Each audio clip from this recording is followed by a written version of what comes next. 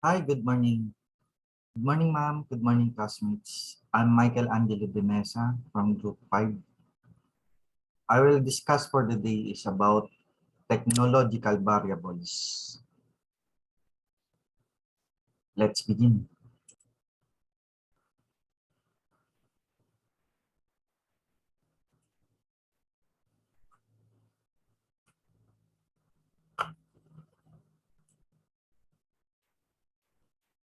Green business growth to ultimately depend on economic motives as awareness broadens. As per DTI, it is my first topic for today. Uh, this reports last January 26, 2022. Did you see the solar energy makes sense? It can be applied here in the Philippines. Let's find out. It's from the news from Thinking Beyond Politics. As you see, the linear economy from resource extraction to production to distribution to consumption in waste. It's gone. Unlike the circular economy, it's repeated cycle from production, distribution, consumption, reuse, repair, recycle, and recycling sector.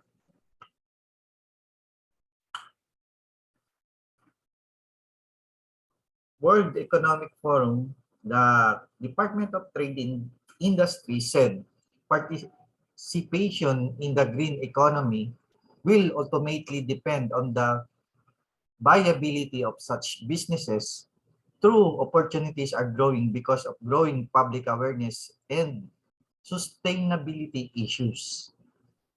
Trade Secretary Ramon M. Lopez said during a webinar on Wednesday that a ready market exists for green and recycled products, with consumers becoming more aware of the need for zero waste living. The basic incentive is to make green businesses economically rewarding to all participants and the so-called value chain. So far, there is money for all from the collectors, sorters, the trading of these products and bringing it to where it will be processed and recycled, Mr. Lopez said. Mr. Lopez said micro, small, and medium enterprises can also look into tapping solar energy to power their businesses. If MSME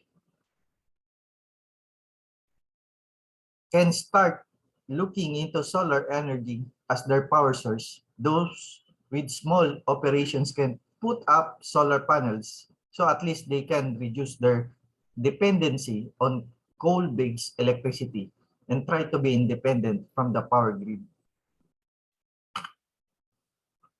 The circular economy aims for sustainability by designing products optimized for sharing and recycling and eliminating waste. The opportunities therefore inclusive growth among all sectors. When the bigger companies design packaging and develop locally, these types of packaging can now be made available even to MSMEs, Mr. Lawson. Education is key for us to instill in youth and consumers and the general population the importance of managing your waste, he added. And that's the end from Business World.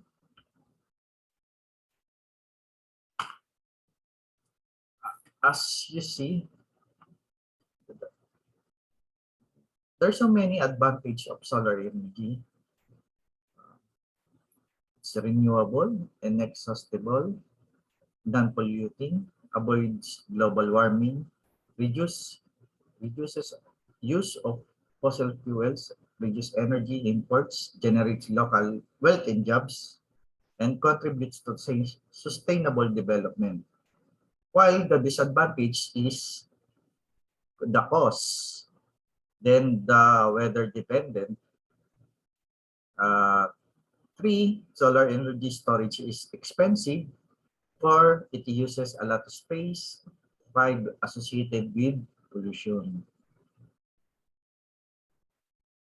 My findings, according this, there's no greenhouse gas emissions are released into the atmosphere when you use solar panels to create electricity. And because the sun provides more energy than we'll ever need, electricity from solar panel is very important energy source in the move to clean energy production. Recommendation, I recommend for use in Philippines because it is a tropical country, especially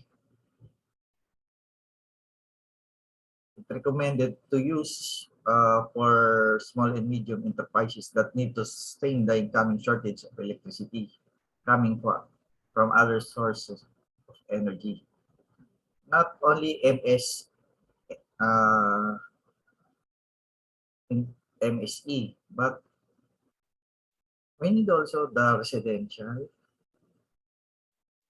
uh, also commercial and industrial. They need uh, they need to save electricity.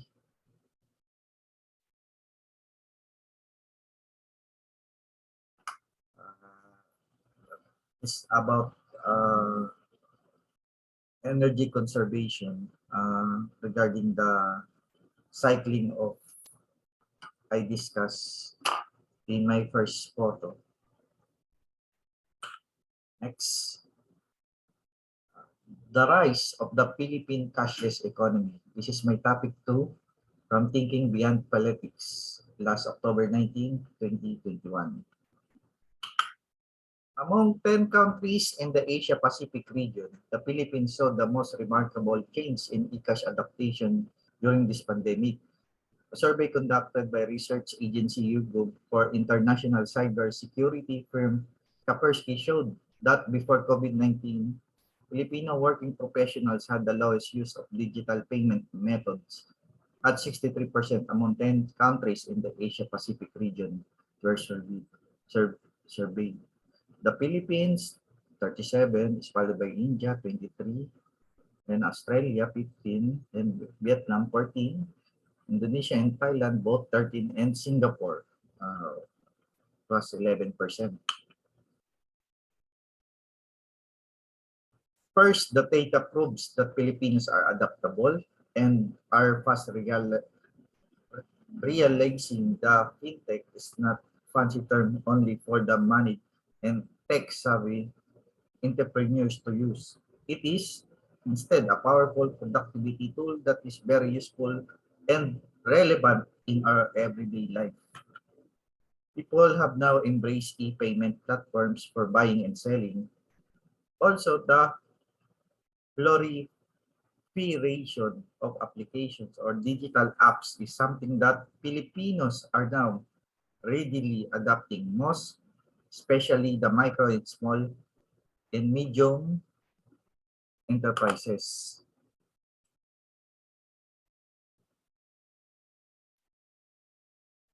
Most physical outlets were disrupted by these long and recurring lockdowns.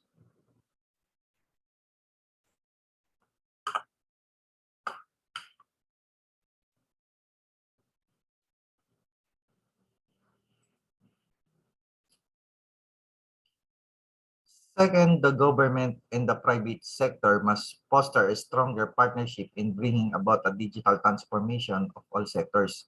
Update obsolete bureaucratic blocks, enabling developmental policies, and seriously invest the digital infrastructure to ensure the users anywhere in the archipelago will enjoy the same quality of connectivity. In short, no one should be left behind. In the same virtual form, the Secretary of Department of Information and Communications Technology, Gregorio Honasan III, affirmed that his agency's efforts are directed towards accelerating digital transformation, beginning with the establishment of a actual physical connectivity highways through the national broadband network.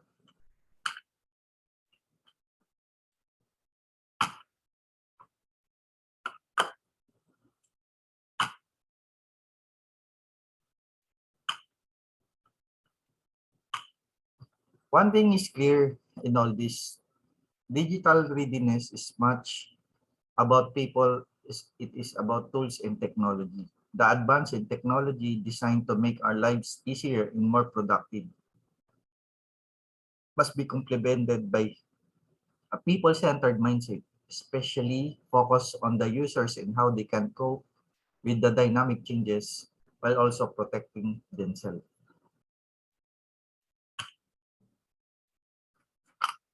Okay, for the second topic, the advantage of cashless economy is transparent system. Computerized payments will improve transparency and culpability. Then the disadvantage is hacking or identity fraud. My remarks is more than half of 1,102 individuals surveyed in the country said they are in favor of a shift to a cashless society according to study. My recommendation is about, of course, advanced countries must take the transition to a cashless society to keep pace with the new demand for services from businesses and the public. And that's all for topic 2. And my last topic is API technology K to financial inclusion. Say, fintech experts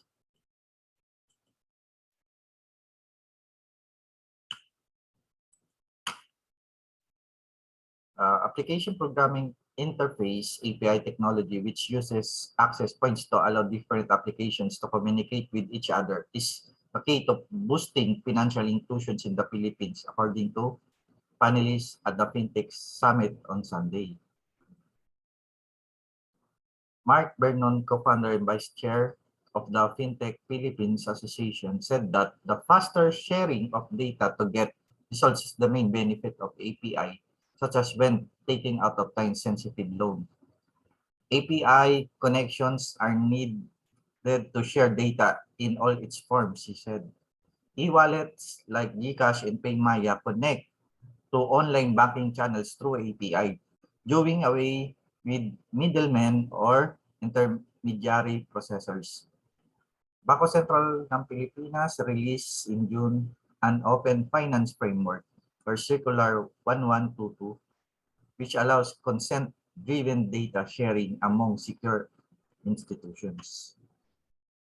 BSB Governor Benjamin Diokno stated, this can onboard more small and medium enterprises into the formal financial system and provide them with access to digital financial services.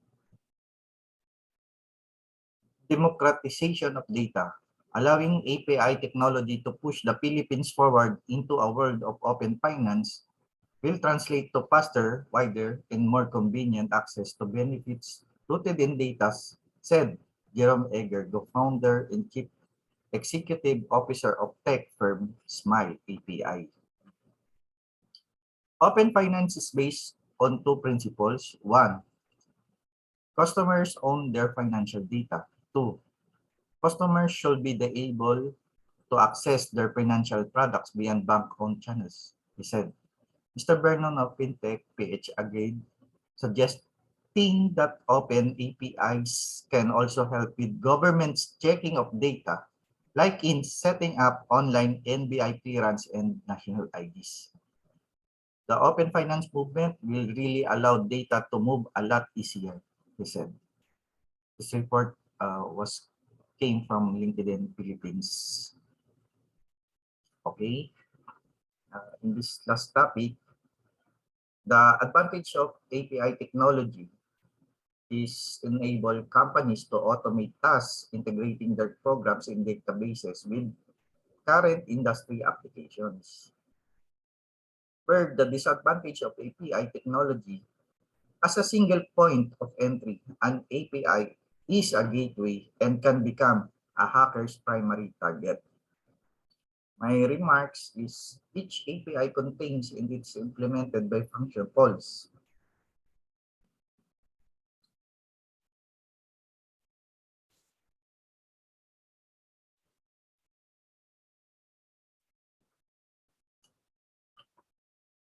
Language statements that request software to perform particular actions and services. My recommendation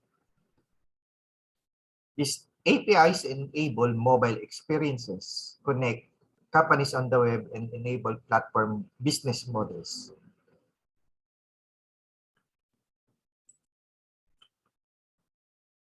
Uh, there's some questions. Any questions or comments or suggestion, classmates? I'm open to answer you. And that's all my report in this morning. Thank you very much. I'm open for questions and answer from you.